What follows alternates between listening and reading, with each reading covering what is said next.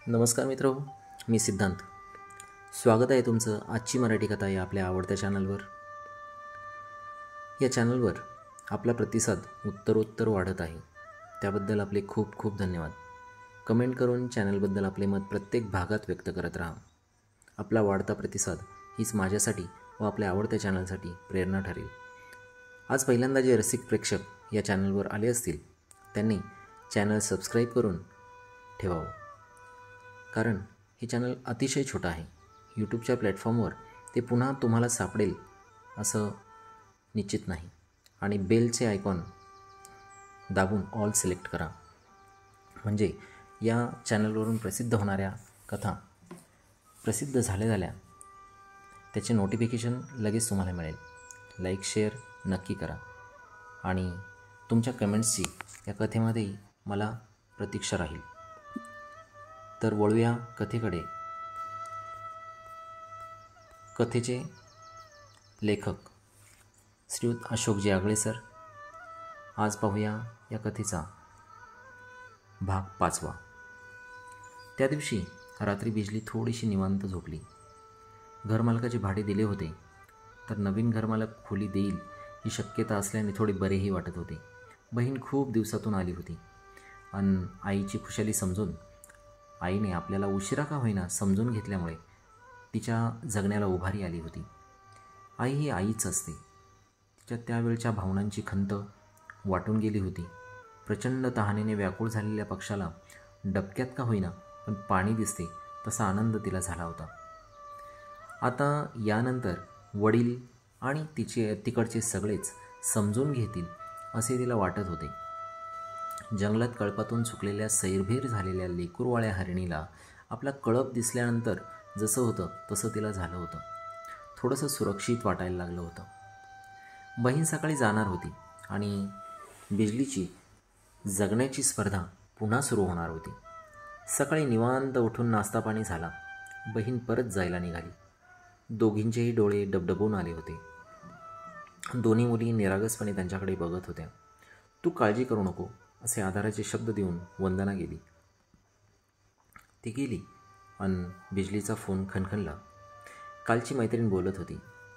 काल ज्या घर मालकांकडे आपण खोली बघायला गेलो होतो त्यांचा निरोप आला आहे.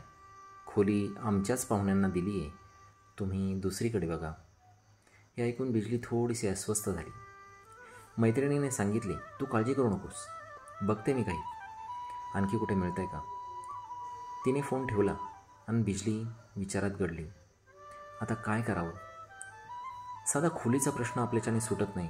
आयुष्यात पुढे उभ्या असणाऱ्या बाकीच्या प्रश्नांचं काय होणार, हा विचार तिला अस्वस्थ करायला लागला होता. त्या दिवशी रात्री ती पुन्हा बेचैन झाली. जगायचं असेल तर पैसा हवा आणि पैसा मिळवायचा असेल तर काहीतरी केलं पाहिजे.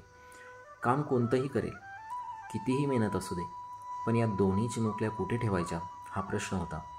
माहेरी जावं की नाही या प्रश्नाचे उत्तर शोधण्यात ती गढून जाईल. आई म्हणते ये, पण वडील स्वीकारतील का हा सर्वात मोठा प्रश्न तिच्यासमोर होता.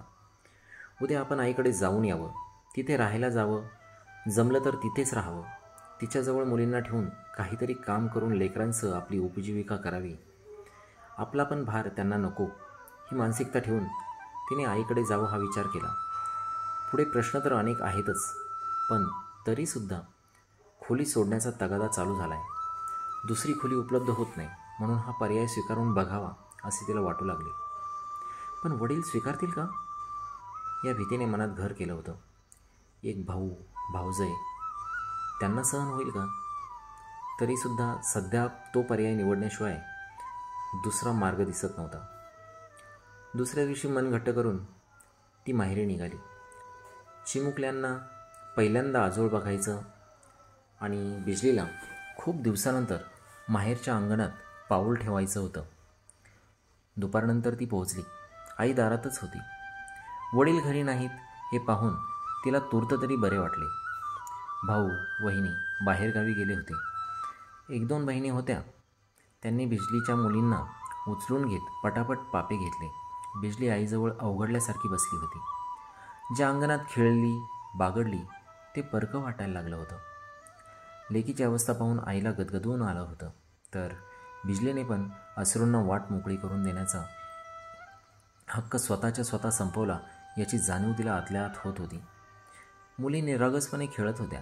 संध्याकाळी वडील घरी आले. बिजलीकडे पाहून न पाहिल्यासारखे करत आतल्या खोलीत निघून गेले. उशिराने भाऊ आणि भाऊजाई आले. तिला बघताच भाऊजाई पाय आपटत आपटत आतमध्ये निघून गेली.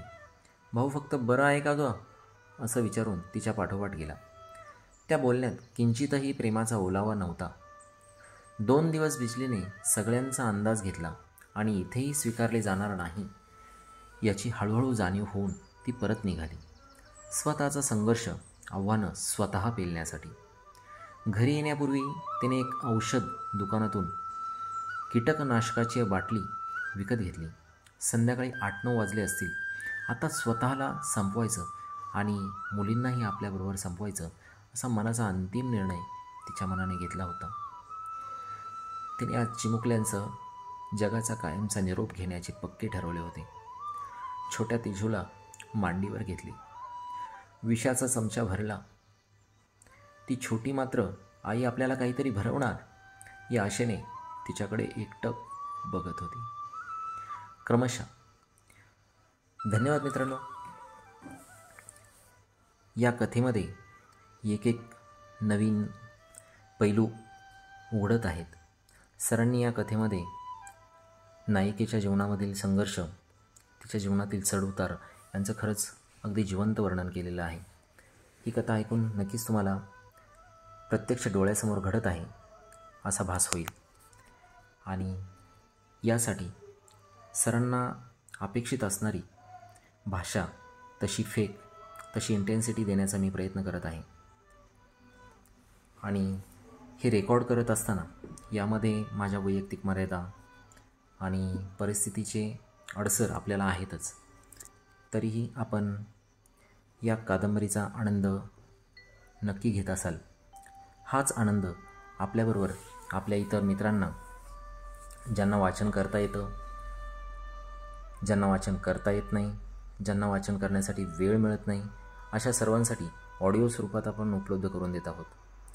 तर त्या सर्वांना हा आनंद घेता यावा म्हणून नक्की ही कथा, हे चॅनल आपल्या मित्रांसोबत, आप्तेष्टांसोबत, फॅमिली मेंबरसोबत शेअर करा आणि त्यांनाही या कादंबरीचा आनंद, तसेच या चॅनलवरून प्रसारित होणाऱ्या इतर कथांचा आनंद मिळू द्या.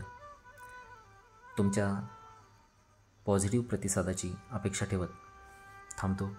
भेटूया नवीन भागामध्ये उद्या याच वेळी.